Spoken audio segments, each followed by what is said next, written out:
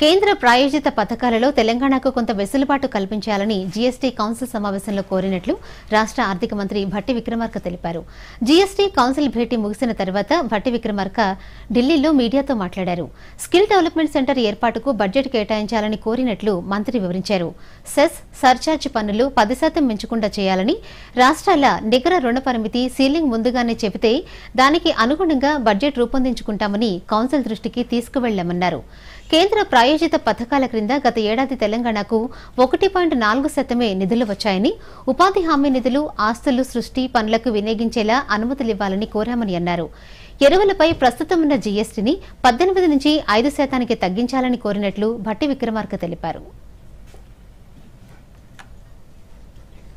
ప్రభుత్వం చేపడుతున్నటువంటి integrated residential schools రాష్ట్ర ప్రభుత్వం విద్య మీద ప్రత్యేకంగా దృష్టి సారిస్తాం.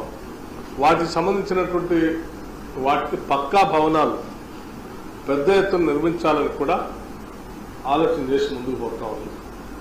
ఇది వెల్ఫేర్ యాక్టివిటీ కోసం, ప్రజల కోసం, నిరుపేద విద్యార్థుల కోసం చేసే కార్యక్రమం కాబట్టి దీనిపైన ఈ కట్టే భవనాలకు సంబంధించి జీఎస్టీ 18% ఉంది. దాన్ని తొలగించడం తగ్గించడం చేస్తే బాగుంటుందని వారు ప్రత్యేకంగా కోరారు. అట్లాగే ఫెర్టిలైజర్స్ సంబంధించి కూడా తెలంగాణ రాష్ట్రంలో రైతులు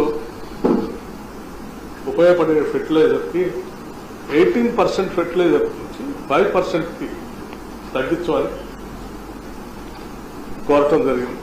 దాని మీద వారు గ్రూప్ ఆఫ్ మినిస్టర్స్కి దీన్ని ప్రిఫర్ చేయడం కూడా జరిగింది.